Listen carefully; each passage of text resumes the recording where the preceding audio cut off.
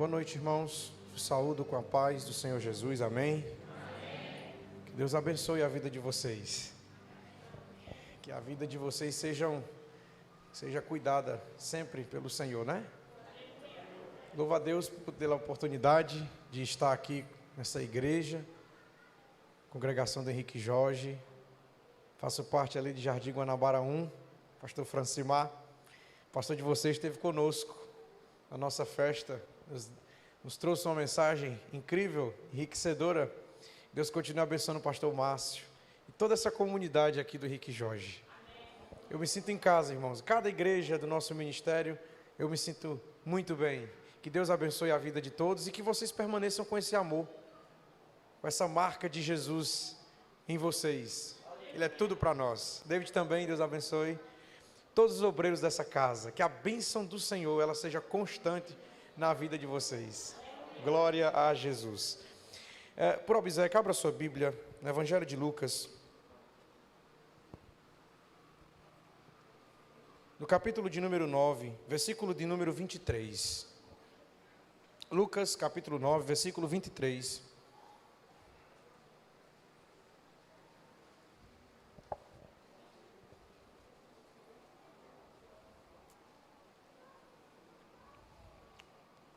Lucas, capítulo 9.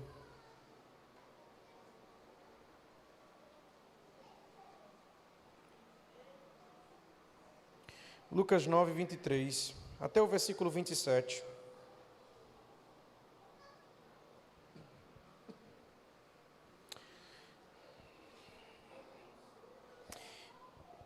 Dize a todos: se alguém quer vir após mim, a si mesmo se negue dia a dia, tome a sua cruz e siga-me. Pois quem quiser salvar a sua vida, perdê-la-á. Quem perder a vida por minha causa, esse a salvará.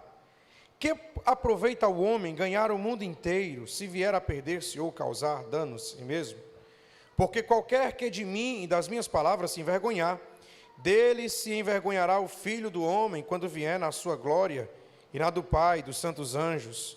Verdadeiramente vos digo, alguns há dos que aqui se encontram, que de maneira nenhuma passarão pela morte, até que vejam o reino de Deus.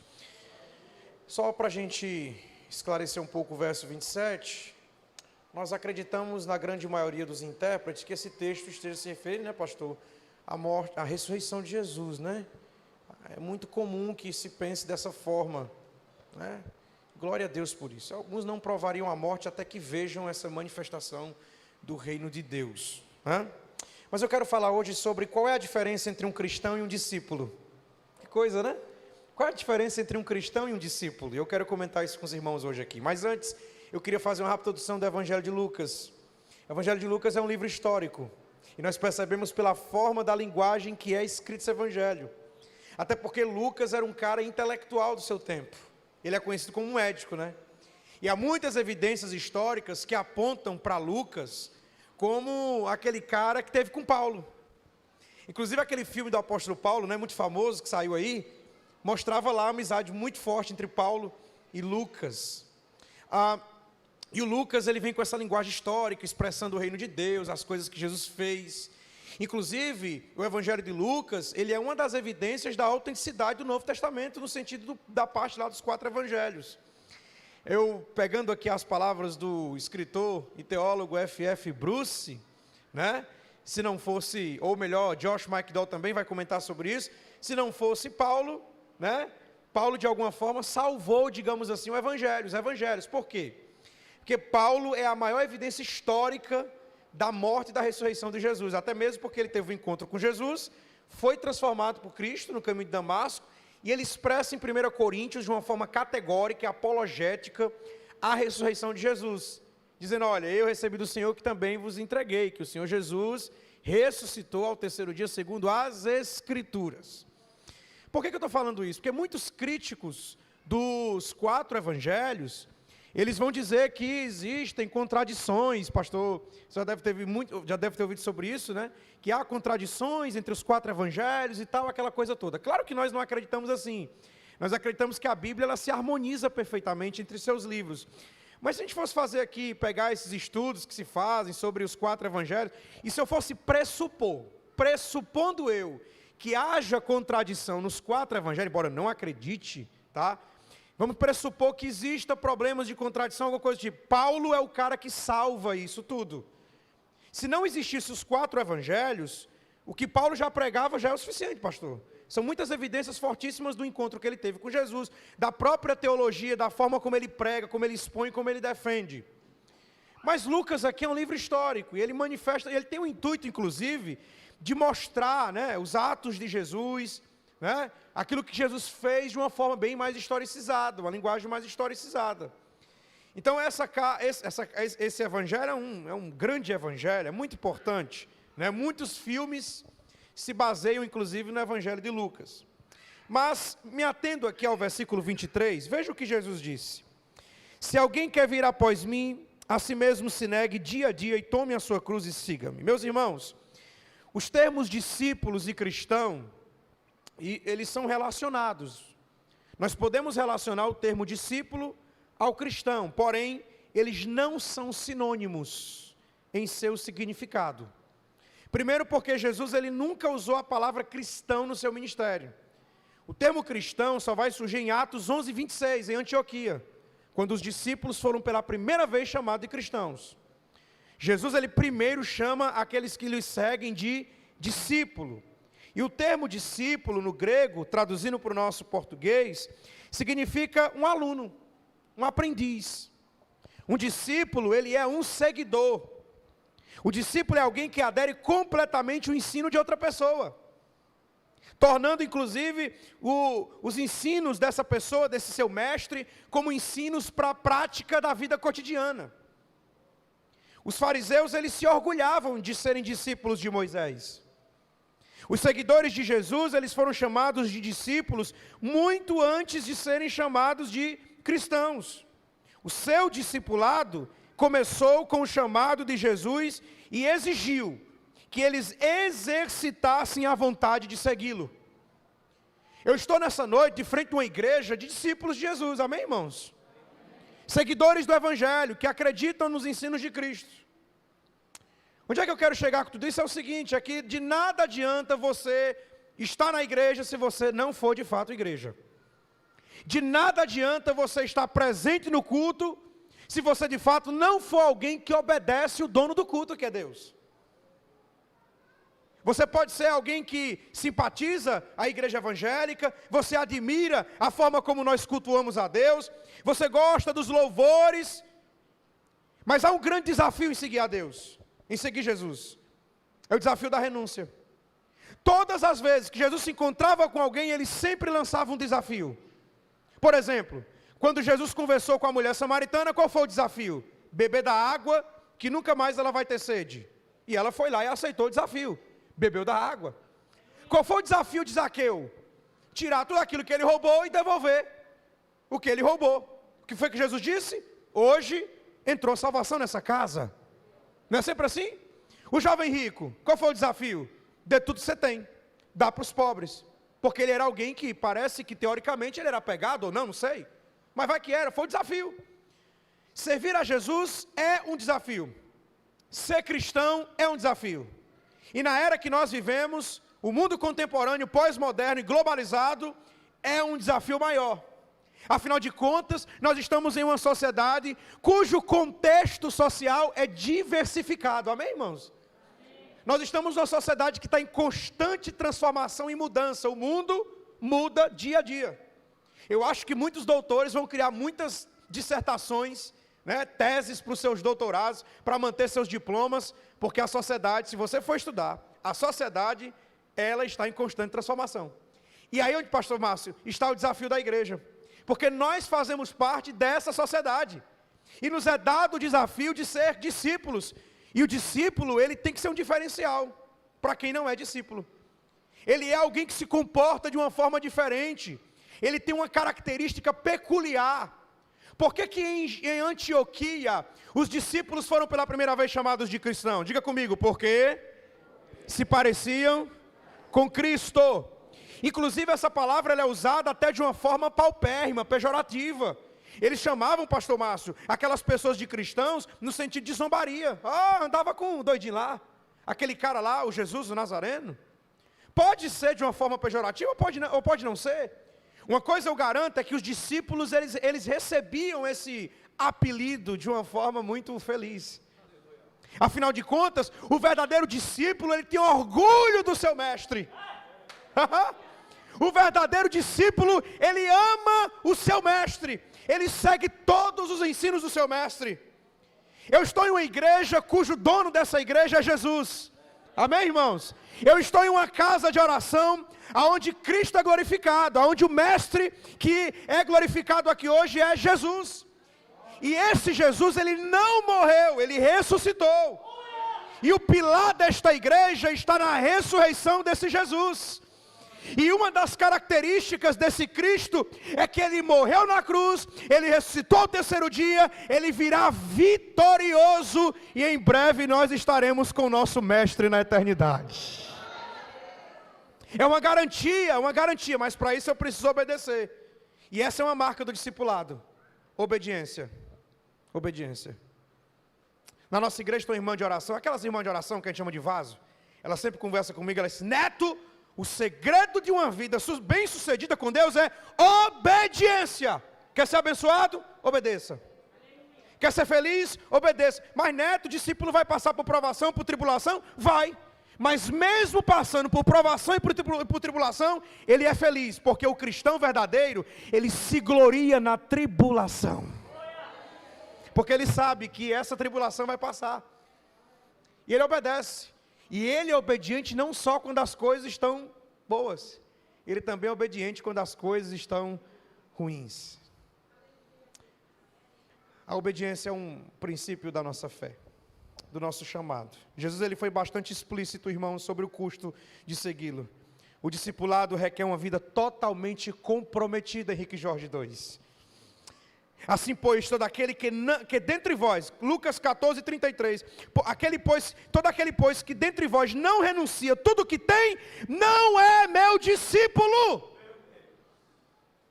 Renúncia. Eu quero que você saia hoje com a tua, na cachola do teu cérebro, da tua cabeça, com essa palavra aqui: renúncia. É o desafio. É o desafio de ser cristão. Renunciar. Renunciar o quê? É por isso que eu digo que ser crente não é fácil, é maravilhoso, é prazeroso, mas não é fácil. Sabe qual é o maior desafio da nossa caminhada? É que todos os dias nós somos bombardeados pelo pecado. Eu aprendi que no processo de salvação, Deus ele me salva, eu preciso tomar um passo. Mas a salvação ela vem de Deus, não é assim? A gente acredita assim também? Amém, irmão? Salvação vem de Deus. Mas olha, pastor, para eu manter a minha salvação, eu preciso ter atitudes. Disciplinas espirituais. Para eu preciso manter a minha salvação. E como é que eu mantenho a minha salvação? Como discípulo, lendo a palavra, devocional, orações, viver em comunidade. Eu tenho medo de frases como, eu já vi alguém dizer isso: eu sou cristão apesar da igreja. Qual o sentido disso? Você já viu alguém com essa frase? Eu já vi, vejo muito. Pseudos intelectuais: sou cristão apesar da igreja. Mas qual é a graça de ser cristão e não fazer parte da igreja? Afinal de contas, a igreja é uma comunidade. Até onde eu sei, a salvação ela é individual, mas a igreja é coletiva. Que graça tem ser crente e não congregar? Que graça tem ser discípulo e não fazer parte de uma comunidade? Afinal de contas, eu preciso de você, você precisa de mim, nós precisamos uns dos outros. Jesus não veio fundar pessoas individuais, Jesus veio fundar uma igreja. Jesus não fundou uma comunidade isolada, Jesus fundou uma comunidade de pessoas que precisam umas das outras. Eu não estou congregando sozinho, nunca, jamais vou congregar sozinho. Eu preciso de você, você precisa de mim. Nós somos a igreja, e essa igreja ela só é forte quando ela está unida uns com os outros. Esse negócio de ficar em casa não rola não, hein? Congregar, esse negócio de congregar. Tem um grupo ali de um desigrejado. Não vai não. Não vai não. Uma vez eu conversando com um desigrejado, eu perguntei qual é a graça de congregar sozinho. Não, nós congregamos com os irmãos.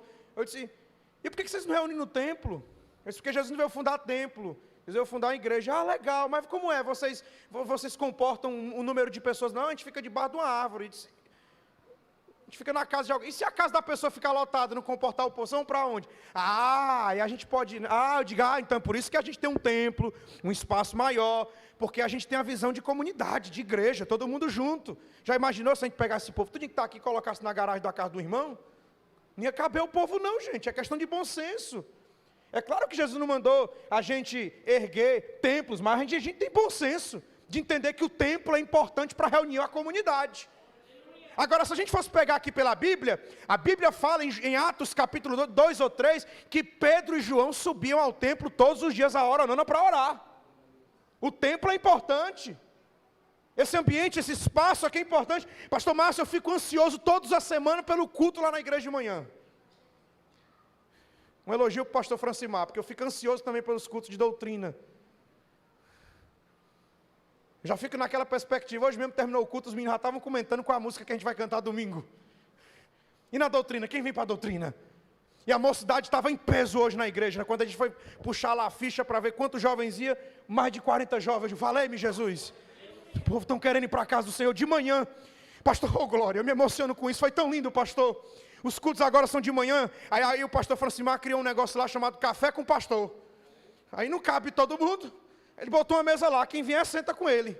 Aí eu achei tão lindo hoje, nós voltamos com a classe de jovens, e eu tive esse privilégio de começar a lição de número 1, falando sobre Moisés. Achei tão bonitinho, quando eu cheguei, eu disse assim, vocês estão tão bonitos, jovens, tudo arrumadinho para ir para o culto de 10 horas. 8h30 da manhã, o menino já estava arrumado, perfumado, parecia que ia fazer exame de sangue, tudo arrumadinho. Eu ia falar exame de outra coisa, mas não pode, mas é feio demais. Aí, tudo arrumadinho, a coisa mais linda do mundo. Na hora do café, pastor, achei tão bonito, olhando para a igreja, os irmãos tudo arrumado, com aquela roupa de crente, aquela coisa mais... Roupa de crente, porque crente tem roupa também. Roupa de crente, todo mundo bonito, arrumado. Quando foi 10 horas, começa o culto público. A igreja louvando, adorando o nome de Deus. Ô irmão, que felicidade é essa, estar na casa de Deus? Disse o rei Davi, eu prefiro estar em tua casa do que em outras partes mil. Eu prefiro estar na casa do meu Deus para contemplar a formosura do seu templo. Oh, glórias a Deus! Esse lugar é o melhor lugar. Essa casa é lugar de discípulos que amam, que acolhem e que servem a um Deus todo-poderoso.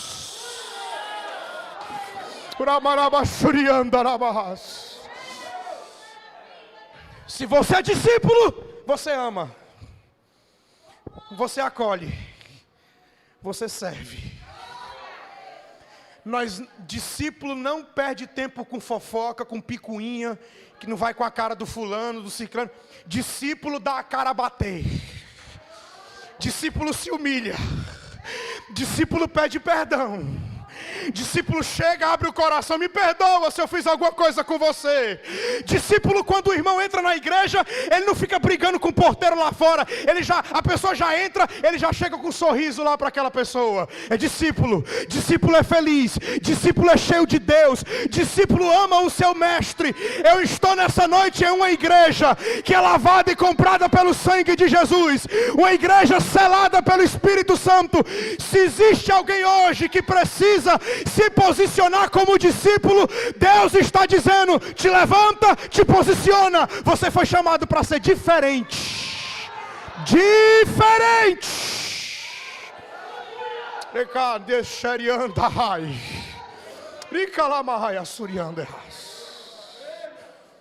Pastor Márcio, o discípulo não perde tempo com coisa fútil, com picuinha, com besterol. O discípulo, ele vê os problemas da igreja e ele vê solução dos problemas.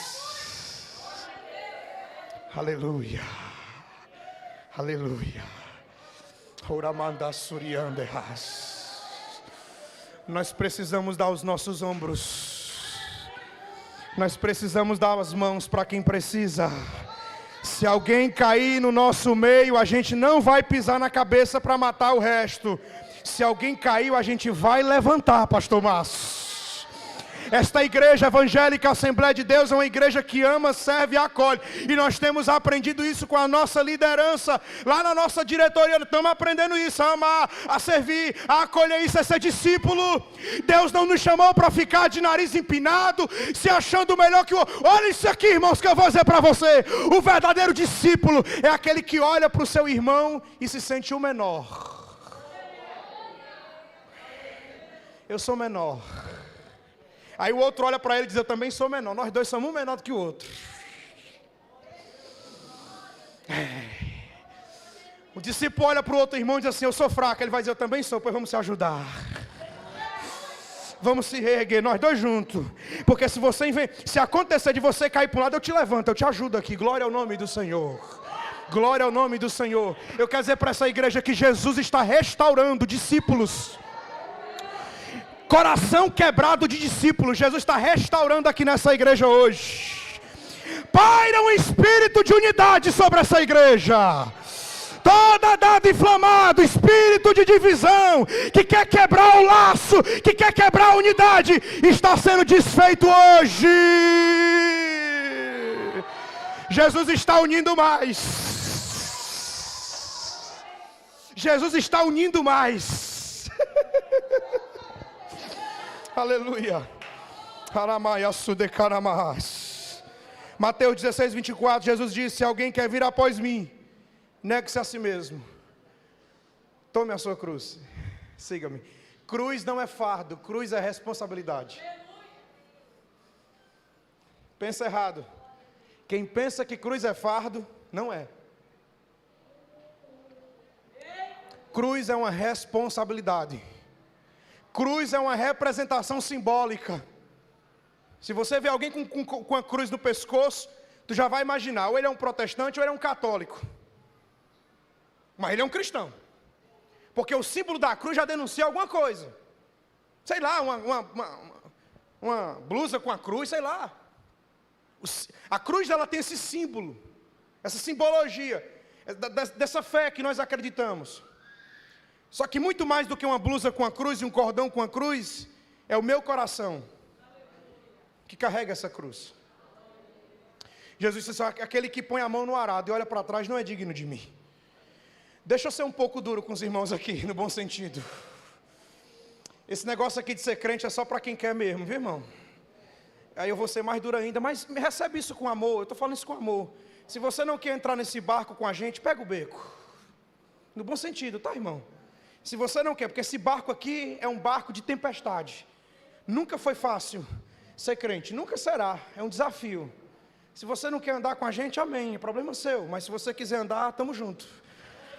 Tá bom? Eu estou falando isso, eu não quero ser... É um pouco sincero em amor para você. Nunca espere dessa caminhada com Deus só alegria. Só alegria no céu. Paulo disse isso inclusive. Bem lembrai-vos, irmãos, do meu trabalho e fadiga. Eu trabalhei noite e dia para não ser pesado a ninguém e ainda vos anunciei o evangelho. Paulo tinha a responsabilidade de trabalhar, de anunciar o evangelho. E isso para ele poderia ser um fardo, uma provação. E quantas vezes este homem foi perseguido por amor ao evangelho? Na segunda carta que ele escreve a Timóteo, no capítulo 2, Paulo diz assim para Timóteo, Timóteo, eu sofro cadeias, perseguição, Timóteo, mas sabe o que é que me conforta, Timóteo? Igreja do Henrique Jorge 2, sabe o que é que me conforta? Diante dessas perseguições, é que a palavra de Deus não está presa. Não está preso. Você quer saber? Você quer uma prova do cuidado de Deus com a gente, irmão? Você quer? Eu vou te provar. Na pandemia a gente não pôde mais se reunir, porque senão o capiroto do vírus podia matar nós tudinho. Irmãos, eu peguei esse bicho, irmão. O bicho nojento. Eu nunca mais senti um cheiro direito das coisas. Só sinto o cheiro de chifre queimado. Perdeu foi a graça de tomar Coca-Cola. Pastor, a Coca-Cola agora tem um gosto estranho. Acredita? O bicho veio, matou os nervos olfativos aqui, foi tudo. Ô infeliz. Se eu quisesse ver esse vírus, eu dava uma pisa nele. Hã? ele impediu a nossa reunião pública. Mas sempre me lembro de Paulo, mas a palavra não está presa. Aí nós estamos numa era da tecnologia, ó. A palavra não está presa. A gente não conseguiu se reunir publicamente com os irmãos, mas a palavra não estava presa. Estava indo lá para a rede social. Alguém estava ouvindo. Quantas vezes na minha casa, a minha mãe assistindo um ciclo de oração, lá na Assembleia de Deus de Recife, lá da Abreu e Lima, não sei de onde, e os irmãos dizendo assim, acabaram, fulano de tal, acabou de aceitar Jesus, ó glória. E eu sempre me lembrando, a palavra não está presa, não está presa. Isso significa que pode vir a adversidade que for, mas nada vai barrar a palavra. O discípulo não pode deixar, o discípulo não pode perder isso da sua cabeça. É que os ensinos do seu mestre jamais serão barrados. Jesus disse, passará o céu e a terra, mas as minhas palavras não hão de passar. Billy Graham disse, a Bíblia é mais atual do que o jornal que será lançado amanhã. Essa palavra é viva.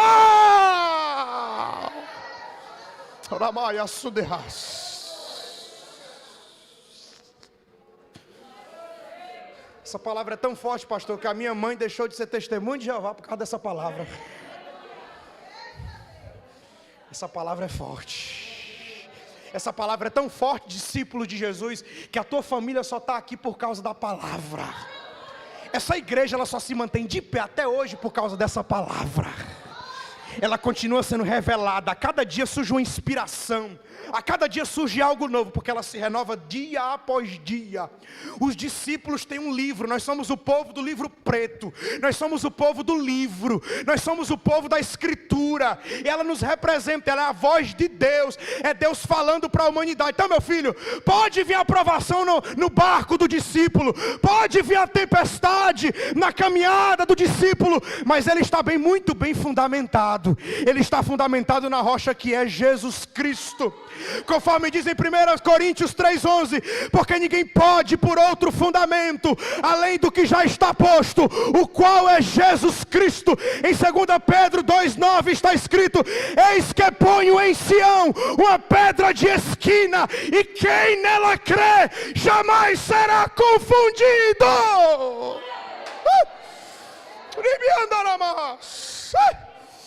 Aleluia. Você sabe qual é o fundamento do discípulo? Jesus. Sabe por que Jesus ele é chamado de pedra de esquina? Porque naquele tempo, para se usar pedra fundamental de um templo, você já deve ter ouvido o pastor falar alguma coisa sobre isso. Pegava uma pedra, vamos testar se essa pedra aqui pode ser pedra fundamental. Bota no fogo. Trincou? Não trincou. Taca o machado na pedra. Trincou? Trincou não? Essa aqui presta. Essa pedra aqui vai ser o fundamento de um templo. Porque nunca trincou. Bateram em Jesus. Cuspiram em Jesus. Humilharam Jesus. Colocaram na cruz. Mas ele nunca trincou. Nunca trincou. Nunca trincou, nunca trincou, nunca trincou. Ele é a pedra, ele é a pedra fundamental desta igreja. Mateus 16:18 está escrito, tu és Pedro, e sobre esta pedra eu edificarei a minha igreja, e as portas do inferno não prevalecerão. Contra a vida do pastor Márcio e contra a vida de Henrique Jorge II.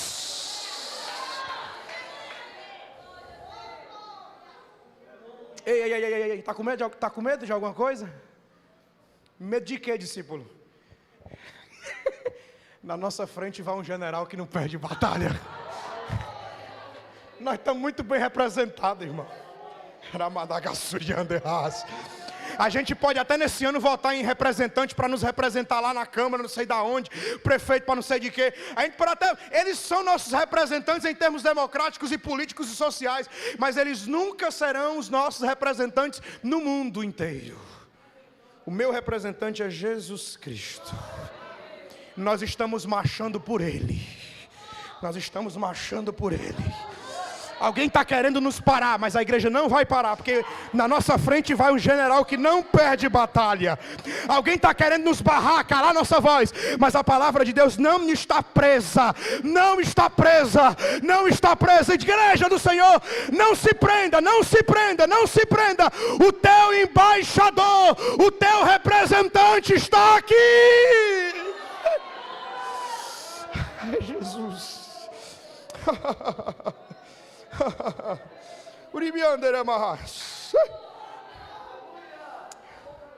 Nós temos um pequeno problema aqui. Nós temos um pequeno problema aqui, escuta isso.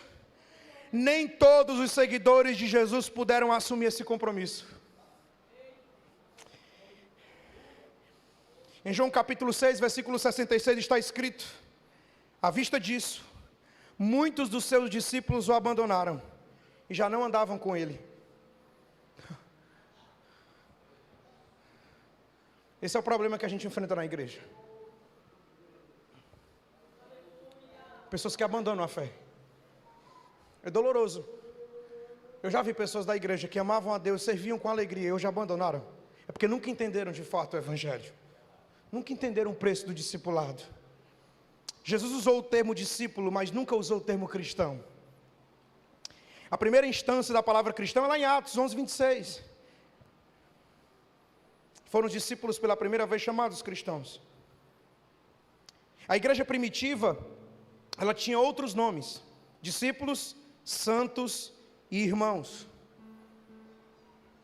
Porém, o termo cristão significa pertencer a Cristo. Diga comigo, pertencer a Cristo.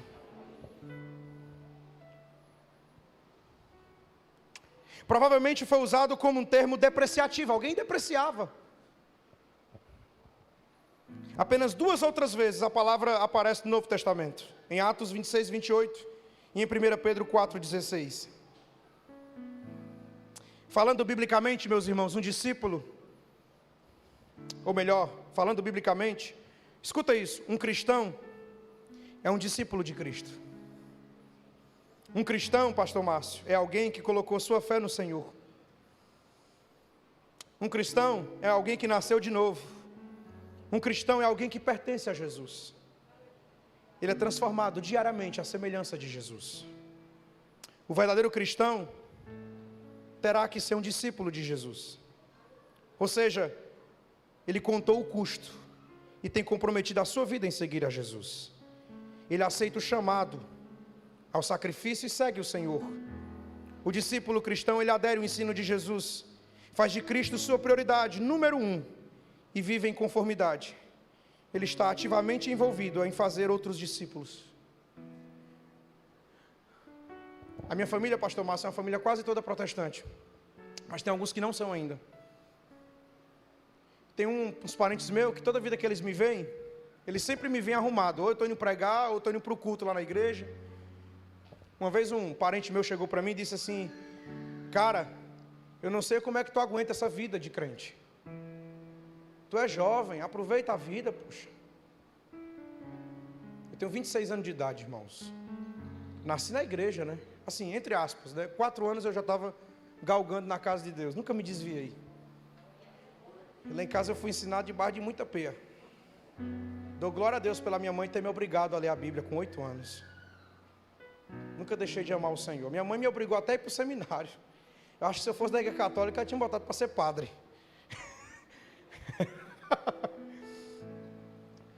E aí ele olhou para mim e disse assim: como é que tu aguenta? Desde que eu te conheço, só viu na igreja. Aproveita um lazer, vai à praia, vai a um cinema, vai a um shopping. Talvez ele nem sabe da minha vida, ele pensa que eu sou alguém fechado, talvez. Mas sabe qual foi a minha resposta para ele? Naquele dia eu fui muito insensível, eu tive que ser duro. Eu disse para ele: eu faço tudo isso porque eu sei para onde eu vou e você não sabe para onde vai. Eu lembro que eu disse assim para ele: eu tenho certeza para onde eu vou. Porque os discípulos de Jesus que viveram nesse mundo, eles morreram por uma causa. Eles deram a sua vida por uma causa. Eles renunciaram certos atos da sua vida por uma causa. E se tem uma coisa que eu amo é servir a Jesus.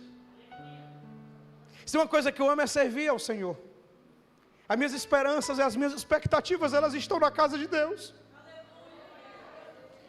Lutero disse uma frase, pastor Márcio, uma frase que eu guardo no meu coração.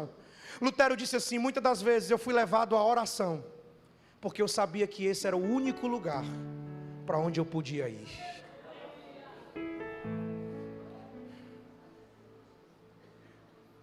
Sabe onde é que eu encontro refúgio na minha vida? É com Jesus.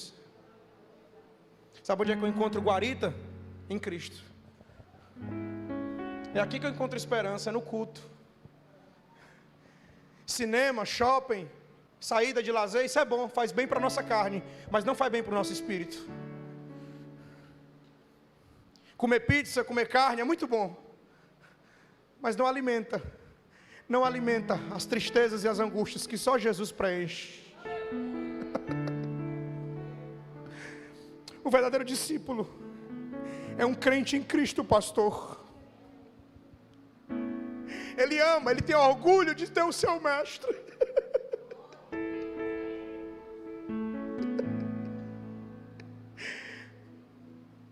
Seria perca de tempo estar aqui nessa igreja hoje,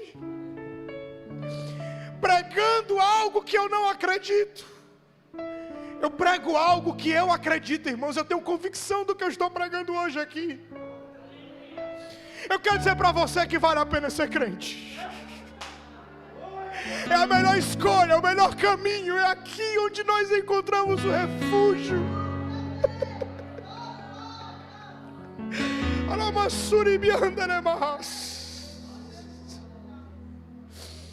É a melhor escolha que eu e você já fizemos. Porque o meu fim e o seu fim não será para sempre dentro de um caixão, mas será em um espírito ressuscitado na eternidade, em um corpo glorificado na eternidade, aonde o Senhor enxugará dos nossos olhos todas as lágrimas. Paulo diz, eu termino aqui com a mensagem de Gálatas 2:20. Logo já não vive eu, mas é Cristo quem vive em mim. E esse viver que eu vivo agora tenho na carne. Vivo pela fé no Filho de Deus que me amou e a si mesmo se entregou por mim. Eu não tenho outra coisa a dizer para os irmãos, é que Jesus se entregou pelos seus discípulos. Não tem coisa melhor, disse Jesus, pastor Márcio, do que alguém dar a vida pelos seus amigos. Dar a vida pelos seus amigos. E Kalamahaya Surianderras. Eu posso tocar uma música aqui? Eu posso tocar uma música? Posso? Você deixa tecladista. Que coisa boa servir, né, irmãos? O tecladista servindo ao Senhor através do serviço de música. Eu queria louvar um cântico aqui, que enquanto eu estava pregando, me veio à mente. Eu, às vezes, sou acostumado com o telefone, olhar a letra, ajuda muito, né? E eu queria cantar esse cântico. Posso botar aqui? Glória ao Senhor.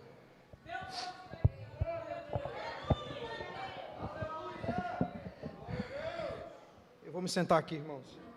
Ai, glória a Jesus.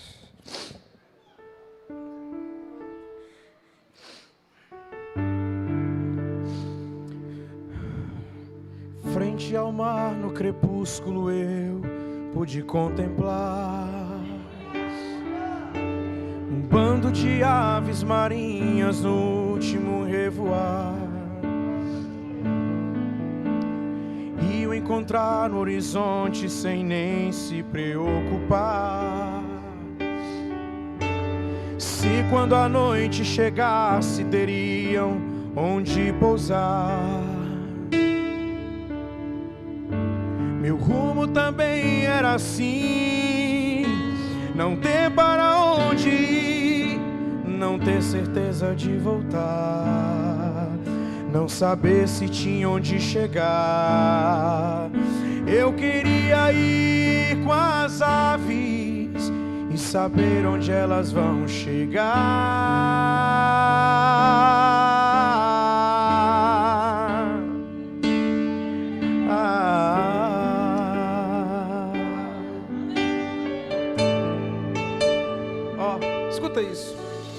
Foi ali pensando que ali eu adormeci.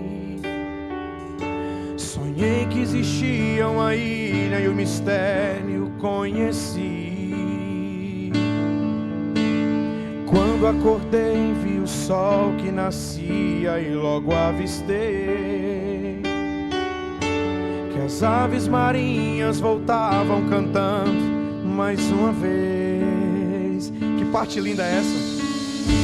Meu rumo então eu achei, Jesus Cristo eu encontrei, Ele é a ilha onde vou chegar. Se a noite em trevas me deixar, vou continuar voando, Ele é a ilha onde vou chegar.